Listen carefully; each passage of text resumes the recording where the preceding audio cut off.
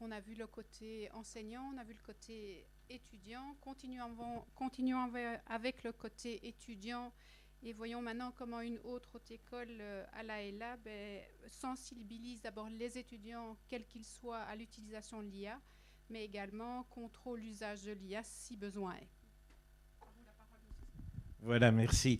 Effectivement, on vient de voir, on a adapté le règlement des études, on a rajouté quelques phrases supplémentaires, mais qu'en est-il du respect de la ligne de conduite qui a été établie? Alors, je vous rappelle mon profil, vous l'avez sans doute retenu, je suis enseignant comme philosophe chez des kinésithérapeutes, donc ça me différencie des autres intervenants qui, eux, enseignent directement l'informatique à des informaticiens. Et il se fait aussi que dans ce département de kinésithérapie, je suis responsable du contrôle anti-plagiat. Et donc forcément, depuis une dizaine d'années, et donc forcément, j'ai aussi un peu ça dans mes gènes, cette question, mais comment va-t-on s'assurer que les lignes établies sont bien respectées? Évidemment, je parle en mon nom propre et non pas au nom de mon institution. Alors, abordons la question la plus épineuse, c'est celle évidemment du contrôle. Et on la présente souvent, je trouve, de manière un peu binaire, en disant soit vous êtes pour une relation de confiance avec vos étudiants, soit vous voulez les préparer à l'avenir et s'ils n'ont pas des compétences en IA, ils auront une valeur moindre sur le marché.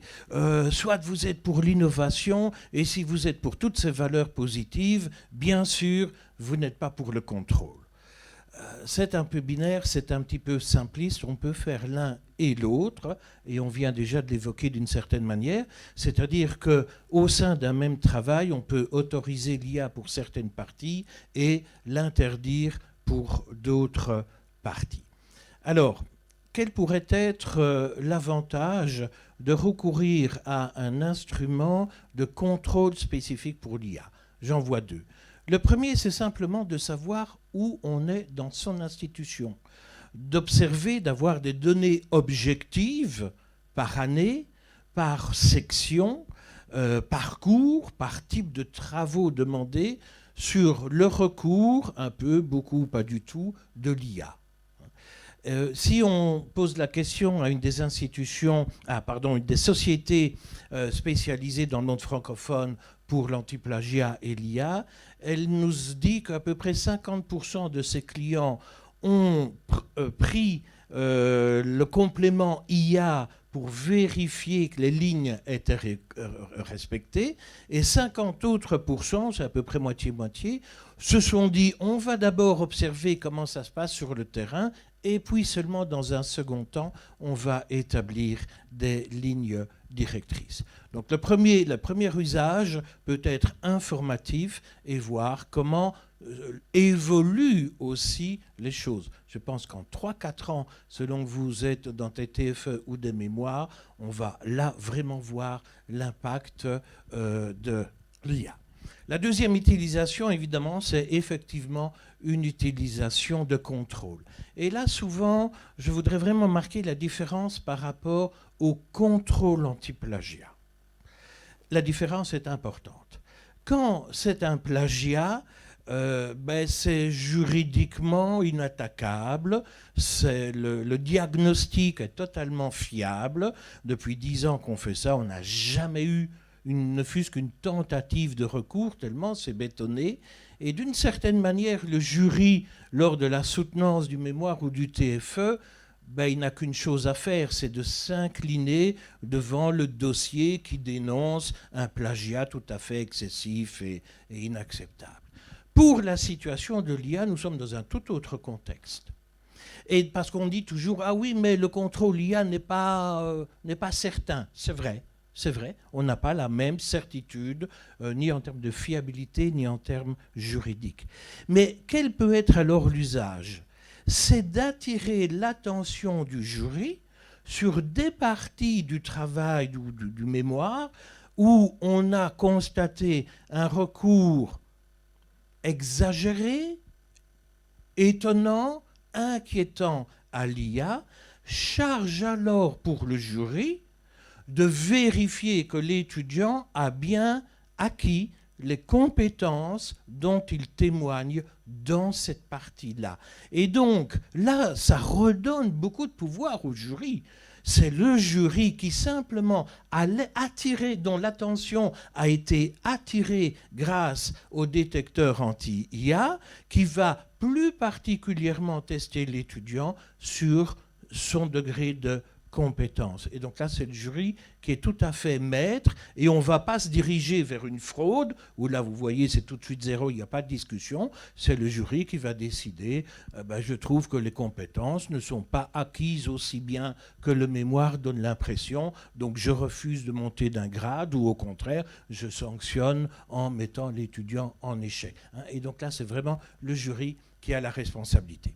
Deuxième point, c'est comment sensibiliser les étudiants et comment intégrer l'IA dans l'enseignement.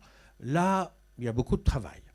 Il y a beaucoup de travail parce que selon les quelques enquêtes qu'on a menées, que ce soit dans la vie professionnelle ou dans leur vie privée, il y a un gap entre l'usage de l'IA par nos jeunes, nos étudiants, et l'usage qu'en font les enseignants. Aussi parce que les enseignants se leurrent peut-être un peu sur les compétences et ils s'imaginent que, bien sûr, quand même, quand ils lisent un travail, ils vont bien voir si c'est l'étudiant qui l'a fait ou bien s'ils ont recouru à une intelligence artificielle générative. Les enquêtes montrent que ce n'est pas le cas. Et donc, il faut commencer par sensibiliser les enseignants. Parce que si vous sensibilisez trop les étudiants, ils vont venir poser des questions aux enseignants qui seront complètement largués et ils seront mis dans une situation un petit peu difficile, ne sachant pas quoi répondre. Donc sensibiliser les enseignants. Ce n'est pas les convoquer lors d'une réunion de département et leur exposer les changements législatifs ou des choses comme ça. C'est pour moi, je parle en mon nom, les mettre 1 heure derrière un PC et leur faire découvrir la puissance de l'IA. Lors d'une petite formation, c'est ce que j'avais fait. Je leur disais, voilà, vous pouvez choisir soit mon cours de logique, si vous êtes plutôt matheux, soit mon cours de déontologie, si vous êtes, entre guillemets, plus littéraire. Je vous donne une IA bien spécifique. Téléchargez mon syllabus et réussissez mon examen. Ils ne réussissaient pas brillamment, mais ils réussissaient tous.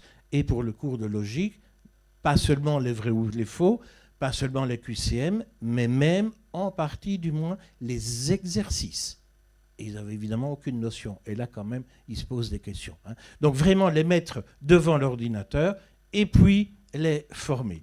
Pour les étudiants, le point que j'ai envie de souligner, c'est, nous le faisons déjà dans un cours, mais où on attire leur attention sur les IA spécifiques à leur domaine.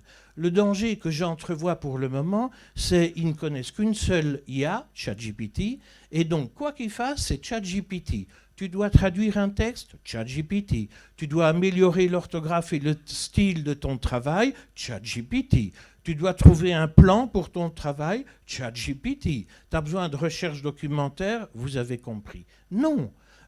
Si vous voulez traduire un texte, je sais pas, il y a une société européenne allemande qui fait de la traduction profonde et qui est beaucoup plus fiable. Alors si la langue que vous voulez traduire, c'est mon cas, je passe mon temps à lire des textes latins du XVIe siècle, le latin n'est pas assumé par Deep Language, donc forcément, là, je suis bien obligé d'utiliser ChatGPT. Si c'est pour la correction, il y a un autre logiciel québécois qui est quand même plus fiable. Et donc, la première chose, c'est vraiment leur faire découvrir l'éventail des IA qui existent afin qu'ils choisissent toujours la meilleure en fonction du contexte qui est le leur. Le deuxième point que j'ai envie de signaler, c'est que le travail est important parce que selon les échos et les enquêtes que j'ai, aucun prof ne parle de l'IA. Ce n'est pas en ignorant une réalité qu'on va la faire disparaître. Donc je crois qu'il est temps, parce qu'eux ils l'utilisent, donc je crois qu'il est temps que vraiment dans nos cours, on ose parler d'IA et même de manière positive. Et c'est le dernier point que je vous signalerai.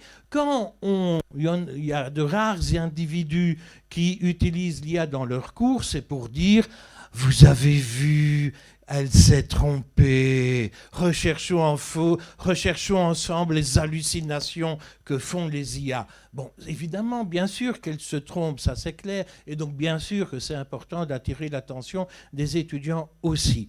Mais je vous donne un petit exemple de ce que j'ai fait dans un cours de méthodologie, donc c'est avec des kinés, on les prépare alors à leur mémoire de fin d'études, et il s'agit de recherche documentaire. N'oubliez pas, on autorise pour certaines parties du travail, pas pour toutes, pour une recherche documentaire, du moment qu'ils trouvent les bons articles, c'est le principal. Et donc ce qu'on faisait, c'est qu'on disait, voilà, vous devez trouver 5 articles récents avec un haut niveau de preuve sur la thématique que vous avez choisie. Vous pouvez utiliser la méthode traditionnelle qu'on vient de vous enseigner, c'est-à-dire aller sur PubMed, la base de données, faire une équation de recherche. Vous pouvez aussi utiliser une IA si vous préférez.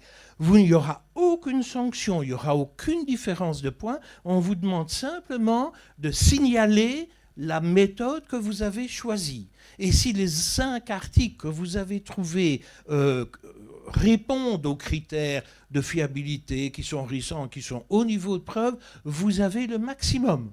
Que vous ayez travaillé beaucoup sur PubMed ou que vous ayez été rapidement sur une IA. Mais si ce n'est pas le cas, on vous fout 0.